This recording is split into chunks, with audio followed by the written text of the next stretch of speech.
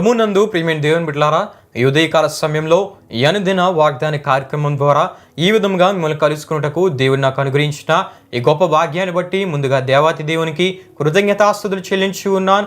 అదేవిధంగా ఈ అనుదిన వాగ్దాన కార్యక్రమాన్ని వీక్షించున్న ఆత్మీయులకు మీ అందరికీ ప్రభువైన యేసుక్రీస్తు నామములో శుభాభివందనాలు తెలియజేస్తూ ఉన్నాను. ప్రియమైన దేవుని బిడ్డలారా, మీ అందరి కొరకు మేము ప్రార్థిస్తూ ఉన్నాం. మా కొరకు, మా పరిచయ కొరకు మీ ప్రార్థనలో జ్ఞాపకం చేసుకోవాల్సిందిగా ప్రభువైన యేసుక్రీస్తు నామములో మీ అందరినీ కోరుచు ఉన్నాను. ఈ దినము ప్రభు మీకు ఇచ్చే వాగ్దానము రాజుల 2వ గ్రంథం 19వ అధ్యాయం 20వ వచనంలో ఉన్నది. ఆ వాగ్దాన వచనాన్ని నేను మీ కొరకు చదువుచూ ఉన్నాను. ప్రార్థనాపూర్వకంగా ఆలకించవలసిందిగా ప్రభువైన యేసుక్రీస్తు నామంలో మీ అందరినీ కోరుచూ ఉన్నాను. అక్కడ ఈ విధంగా రాయబడి ఉన్నట్లు మనం చూస్తూ ఉంటాం. అంతటా ఆమోజు కుమారుడైన యెషయా హిజ్కియా యొద్దకు ఈ వర్తమానము పంపెను.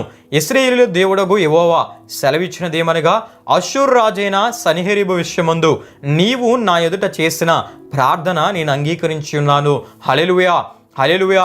ప్రియమైన దేవుని బిడ్డలారా, ఈ వాగ్దానంను దేవుడు యెషయా ప్రవక్త ద్వారా యూదా రాజైన హిజ్కియాకు దేవుడిచ్చినట్లు మనం చూస్తూ ఉంటాం. సందర్భాన్ని మనం చూస్తున్నట్లయితే యూదా రాజైన హిజ్కియా పరిపాలన కాలంలో అతడు అష్షూరు రాజుకు లొంగకుండా అతన్ని వ్యతిరేకించాడని రాజుల 2వ గ్రంథం 18వ అధ్యాయం 7వ వచనంలో మనం చూస్తూ ఉంటాం.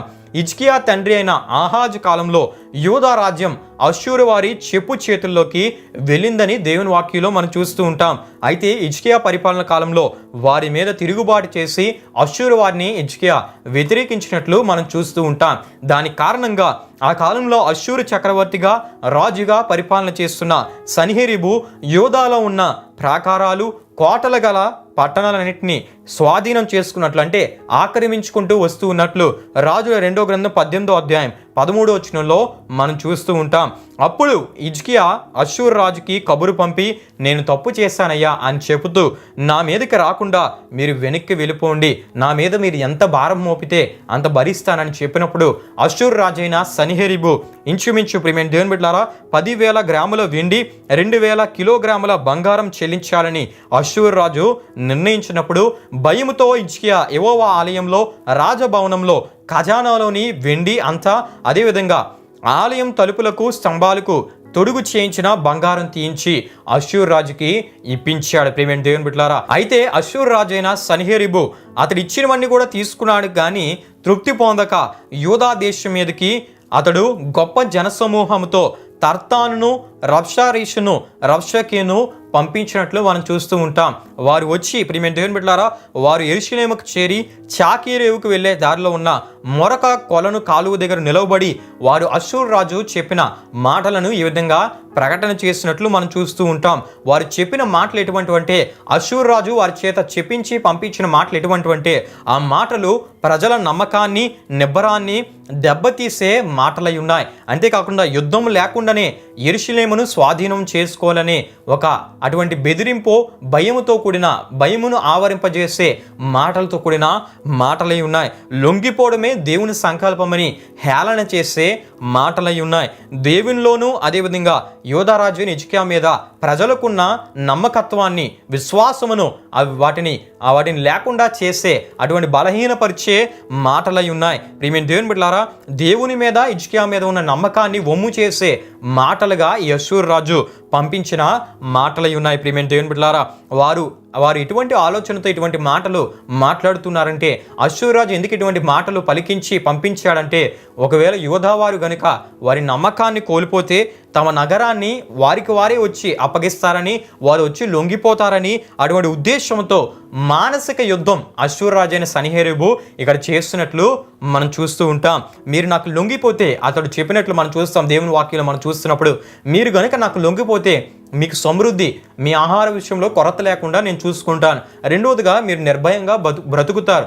ఒకవేళ మీరు నాకు లొంగకపోతే, నా మీద తిరుగుబాటు చేస్తే గనుక మీకు కరువు సంభవిస్తుంది, భయంకరమైన కరువును మీరు అనుభవిస్తారు. రెండవదిగా మీరు హతము చేయబడతారని అష్షూరు రాజైన సన్హెరీబు ఇటువంటి మాటలు పలికించినట్లు మనం చూస్తూ ఉంటాం.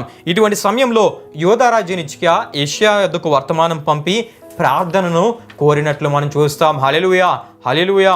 అయితే హిజ్కియా యొద్దకు వార్తాహరులు ఒక లేఖను పట్టుకొని వారు వచ్చారు. ప్రియమైన దేవుని బిడ్డలారా, అతడు ప్రార్థన చేయమని పంపిన తదుపరి హిజ్కియా యొద్దకు వార్తాహరులు, అంటే ఒక చోటు నుండి ఇంకో చోటికి వార్తను తీసుకొని వెళ్ళి పంపేవారు, ఒక లేఖను తీసుకొని వెళ్ళి ఇచ్చేవారు. వార్తాహరులు ఒక లేఖను పట్టుకొని హిజ్కియా యొద్దకు వచ్చారు. ఆ లేఖలో కూడా అష్షూరు రాజు ఇటువంటి మాటలే, మరలా నమ్మకత్వాన్ని, విశ్వాసాన్ని బలహీనపరిచే మాటలు, భయమును కలుగజేసే మాటలు ఆ లేఖల్లో నిండి ఉన్నట్లు మనం చూస్తూ ఉంటాం.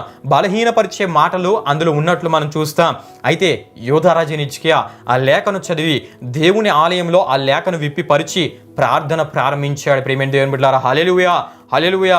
ఆ ప్రార్థనకు దేవుడిచ్చిన ప్రతిస్పందనే, ఆ ప్రార్థనకు దేవుడిచ్చిన జవాబే, ఆ ప్రార్థనకు దేవుడిచ్చిన వాగ్దానమే మనం చదువుకున్న వాగ్దానమే ఉన్నది. ఆ వాగ్దానం మనం చూస్తున్నప్పుడు అష్షూరు రాజైన సన్హెరీబు విషయమందు నీవు నా ఎదుట చేసిన ప్రార్థన నేను అంగీకరించున్నానని దేవుడు వాగ్దానం ఇచ్చినట్లు మనం చూస్తూ ఉంటాం. హల్లెలూయా, హల్లెలూయా. ప్రియమైన దేవుని బిడ్డలారా, దేవుడు ఆ హిజ్కియా ప్రార్థనకు స్పందించి వాగ్దానం ఇచ్చి మొట్టమొదటిగా బలపరిచాడు. అదేవిధంగా దేవుడు వాగ్దానం ఇవ్వడమే కాకుండా దేవుడు తన కార్యాన్ని, తన పనిని ప్రారంభించినట్లు మనం చూస్తాం. అంటే ప్రార్థించిన హిజ్కియా ప్రార్థనకు స్పందించిన దేవుడు ఎటువంటి అద్భుత కార్యాలు అక్కడ జరిగించాడంటే దేవుడే అక్కడ యోధావారి విషయమై ఆయన కలుగు చేసుకున్నాడు. ప్రియమైన దేవుని బిడ్డలారా, అంటే దేవుడు అక్కడ ఇన్వాల్వ్ అయ్యాడు. ప్రియమైన దేవుని బిడ్డలారా, దేవుడు వారి పక్షంగా వచ్చాడు, దేవుడు వారి పక్షంగా ఉండి అద్భుతాలు చేయడం మొదలుపెట్టాడు. ప్రియమైన దేవుని బిడ్డలారా, దేవుడు ప్రత్యేకమైన శ్రద్ధ, కనుదృష్టి, ఆసక్తి వారి మీద నిలుపుతానని వాగ్దానం ఇస్తూ మీరు మీ ఆహార విషయంలో ఎటువంటి సందేహించద్దు, ఎటువంటి భయపడద్దు, దాని విషయం నేను చూసుకుంటానని దేవుడు సెలవిస్తూ ఈ సంవత్సరం ముందు ఓరకనే పండే పంటను మీరు తింటారు, రెండో సంవత్సరం ముందు మీరు ధాన్యాన్ని తింటారు, మూడో సంవత్సరం ముందు మీరు కోత కోస్తారు, ద్రాక్ష తోటలు నాటి వాటి ఫలం అనుభవిస్తారని దేవుడు వాగ్దానం ఇచ్చాడు. హల్లెలూయా, హల్లెలూయా. అంటే యోధావారు దేని విషయమైతే భయపడుతున్నారో దాని విషయమై దేవుడు స్పందించి మీ ఆహార విషయంలో ఎటువంటి భయాన్ని మీరు పెట్టుకోవద్దు, నేను మీకు చూసుకుంటాను, నేను మీ పక్షంగా ఉండి నేను కలుగు చేస్తున్నాను కదా, మీకు ఆహారం ఇచ్చేవాడు నేను, మీకు సమృద్ధిని అనుగ్రహించేవాడు నేనని దేవుడు మాట్లాడినట్లు మనం చూస్తాం. అంతేకాకుండా యోధాశేషము క్రిందకి వేరు తన్ని మీదకి ఎదిగి ఫలిస్తుందని, యెహోవా ఆసక్తి దీన్ని నెరవేరుస్తుందని దేవుడు తెలియజేసినట్లు మనం చూస్తాం. అయితే ఈ విషయాలు తెలియజేయడమే కాకుండా వాగ్దానం ఇచ్చిన దేవుడు ఆయన నమ్మదగిన దేవుడు, వాగ్దానం ఇచ్చిన దేవుడు ఆయన మాట తప్పని దేవుడు గనుక ఆయన వాగ్దానాన్ని నిలబెట్టుకుని ఆ వాగ్దానాన్ని నెరవేర్చినట్లు మనం చూస్తాం. అంటే అష్షూరు రాజు విషయమై హిజ్కియా చేసిన ప్రార్థన దేవుడు అంగీకరించి దేవుడు అంటున్నాడు, అష్షూరు రాజు అసలు ఈ పట్టణంలోనికి రానే రాడు, అతడు అసలుకి ఇక్కడికి రానే రాడు, అతడు ఈ పట్టణంలోనికి అడుగు పెట్టడు, బాణం కూడా వేయడు, డాలు పట్టుకొని ఈ నగరం దగ్గరికి రాడు, ముట్టడి దెబ్బ కూడా వేయడు, వచ్చిన దారినే అతడు వెళ్ళిపోయేటట్లు నేను చేస్తాను, ఈ పట్టణాన్ని కాపాడి రక్షించే బాధ్యత నాది అని దేవుడు సెలవిచ్చినట్లు మనం చూస్తాం. హల్లెలూయా, హల్లెలూయా. ఆ రాత్రి ప్రియమైన దేవుని బిడ్డలారా, యెహోవా దూత బయలుదేరి అష్షూరు దండుపేటలో 185,000 మందిని హతమార్చినట్లు మనం చూస్తాం. ఇటువంటి ప్రగల్భాలు, బెదిరింపుతో కూడిన మాటలు, భయాన్ని కలుగు చేసే మాటలు, బలహీనపరిచే మాటలు పలికిన అష్షూరు రాజైన సన్హెరీబుని అతని సొంత కుమారులు అతన్ని హతమార్చినట్లు మనం చూస్తూ ఉంటాం. ప్రియమైన దేవుని బిడ్డలారా, హల్లెలూయా, హల్లెలూయా. అంటే ఈ విషయాలన్నీ మనకి ఏం తెలియజేస్తున్నాయంటే దేవుడు ఉదయకాల సమయంలో ఈ వాగ్దానం ద్వారా మీ అందరితో మాట్లాడుతూ ఉన్నాడు. ఆనాడు హిజ్కియా ప్రార్థనకు స్పందించి ఆయన కలుగు చేసుకుని మహాద్భుతముల చేత ఆ భయమును దూరపరిచి మహాద్భుతముల చేత అక్కడ ఆ మార్గములను సరళం చేసి ద్వారములు తెరిచి సమృద్ధిని అనుగురించి కాపాడి రక్షించి శత్రువులకు తగిన బుద్ధిని చెప్పి విజయమును అనుగురించి అక్కడ తన ప్రజలను యోధారాజ్యం హిజ్కియాని గౌరవింపజేసిన గొప్ప దేవుడు ఈ ఉదయకాల సమయంలో దేవుడి వాగ్దానం ద్వారా మాట్లాడుతూ ఉన్నాడు. ప్రియమైన దేవుని బిడ్డలారా, మీరు ఎప్పుడైతే మీ శ్రమలో, మీ దుఃఖంలో, మీ వేదనలో, మీ అనారోగ్య పరిస్థితుల్లో, మనుషులు ఇది అసాధ్యమని చెప్పే పరిస్థితుల్లో మీరు దేవుని వైపు చూచి యోధారాజు హిజ్కియా వలె మీరు ప్రార్థిస్తారో ఆ ప్రార్థనకు దేవుడు స్పందించి మీ విషయమై మహా అద్భుతాలు దేవుడు చేస్తానని ఈ వాగ్దానం ద్వారా తెలియపరుస్తూ ఉన్నాడు. హల్లెలూయా, హల్లెలూయా.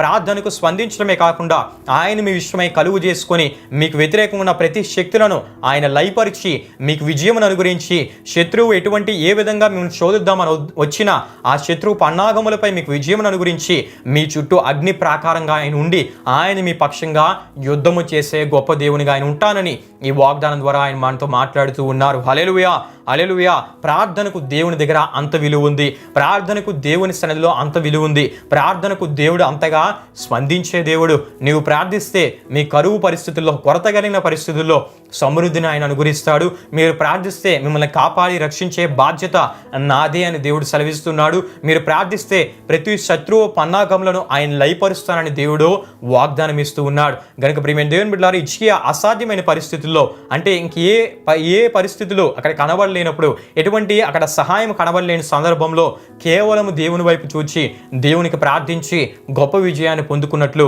మీరు కూడా మీ శ్రమలో మీరు ప్రార్థిస్తే దేవుడు అంటున్నాడు, మీ ప్రార్థనకి స్పందించి గొప్ప కార్యాలు చేస్తానని, విడిపిస్తానని, కాపాడి రక్షిస్తానని, సమృద్ధినిస్తానని, మిమ్మల్ని ఘనముగా నిలబెడతానని, మిమ్మల్ని హెచ్చిస్తానని, మిమ్మల్ని గౌరవింపజేస్తానని, సమస్తమైన కార్యాలు మీ పక్షంగా ఉండి ఆయన చేస్తానని ఈ వాగ్దానం ద్వారా ఆయన మనతో మాట్లాడుతూ ఉన్నారు. కనుక ఈ వాగ్దానాన్ని విశ్వసించి ప్రతి విషయము కూడా దేవునికి మొరపెట్టి, ప్రతి విషయము నా విషయము దేవుడు ఉన్నాడనే విశ్వాసంతో దేవుని వైపు చూసి మీరు ప్రార్థిస్తే మీ ప్రార్థనకు ఆయన స్పందించి గొప్ప కార్యాలు చేస్తానని ఈ వాగ్దానం ద్వారా మరొకసారి ఆయన తెలియపరుస్తున్నాడు. కనుక ప్రార్థించి దేవుని అద్భుతాలు మీరు పొందుకోవాలని ప్రభు సేవకునిగా నేను కోరుతూ ఈ వాగ్దానాన్ని ముగిస్తూ ఉన్నాను. ప్రభు మిమ్మును మీ కుటుంబంలో నూరంతలుగా ఆశీర్వదించునుగాక. ఆమేన్. ప్రియమైన దేవుని బిడ్డలారా, ఈ వాగ్దాన కార్యక్రమాన్ని ముగింపు ప్రార్థనతో మనం ముగించుకుందాం, ప్రార్థన చేసుకుందాం. మహిమా స్వరూపైన మా ప్రభువా, జీవాధిపతి అయిన యేసయ్యా, నీ ఘనమైన నామమునకు మహిమ, ఘనత, ప్రభావములు చెల్లిస్తున్నాం తండ్రి. ఈ ఉదయకాల సమయంలో ఒక చక్కటి వాగ్దానం ద్వారా మీరు మాతో మాట్లాడి మమ్మల్ని బలపరిచారు. అందరి మట్టి నీకు స్తుతులు చెల్లిస్తూ ఉన్నాం. ఆనాడు యోధారాజైన హిజ్కియా దేవ శ్రమలో, దుఃఖములో, వేదనలో, అపాయకరమైన పరిస్థితుల్లో నీ వైపు చూసి నీకు ప్రార్థించి దేవ నీ ద్వారా దేవ గొప్ప కార్యాలు చూచినట్లు దేవ నేడు కూడా నిన్ను విశ్వసించిన మా జీవితాల్లో కూడా ప్రార్థిస్తే మహాద్భుతాలు చేస్తానని, ప్రార్థిస్తే స్పందించి నీవు మా విషయమై కలుగు చేసుకొని మా పక్షంగా ఉండి ప్రతి కార్యాన్ని సఫలపరుస్తానని మీరు ఇచ్చిన ఈ వాగ్దానాన్ని బట్టి నీకు స్తుతులు చెల్లిస్తూ ఉన్నాం.